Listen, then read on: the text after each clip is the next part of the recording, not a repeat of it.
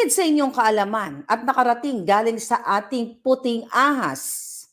2017, ayon sa puting ahas, ay kasama pala ang walang iba kundi si Kuting ng Norte sa narco list.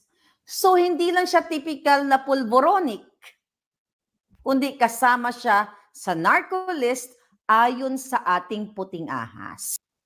Nakiusap pala, lumuhod, nagmanikluhod si Senator Amy, okay, sa Duterte administration na wag isama yung kapatid niya.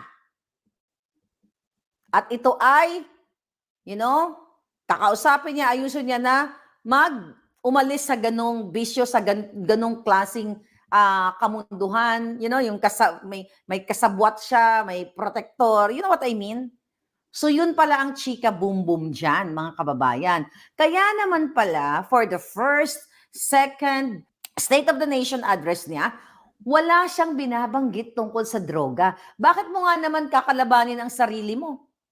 Kung maliban sa user, ikaw ay protector pa. And I hope Pangulong Duterte lumabas mismo sa bibig ni Pangulong Duterte. Yung pagtakbo ni Marcos, sasabihin ko ang rason kung bakit hindi ako maka-suporta sa kanya. Mm-hmm. Mga pro, ganyan nga ako takutin. Mm-hmm. Mga pro-communist yan . There's even a presidential candidate na nag-cocaine. May kandidato tayo na nagko-cocaine yan. Yung mga anak ng mga mayaman. Kaya ako nagtaka ako, anong nagawa yung tao niya? I'm just asking, what contribution has he made pala sa Pilipinas? Yan lang, gusto ko lang tanungin ng Hindi naman sabang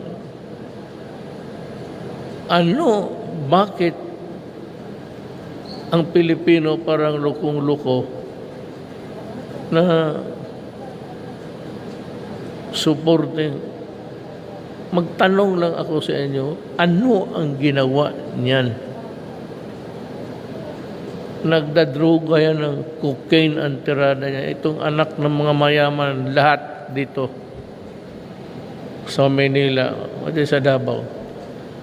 Isang grupo yan. Tirada niya ng cocaine. Hindi ako nag-iintriga. Bahala kayo. Find out. May kilala kayo.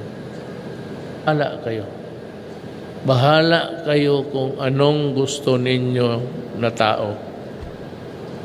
Inyo yan. Ang akin lang, pagdating ng panahon, basta sinabi ko sa inyo, and he is a very weak leader, ang karakter niya. Except for the name. Pero ang tatay, pero siya, anong ginawa niya? He may twin hands down. Okay. If that is what the Filipino wants, go ahead. Basta alam ninyo. Yan droga na yan. Pero pag ako ang umabot dyan sa iyo, pasensya tayo.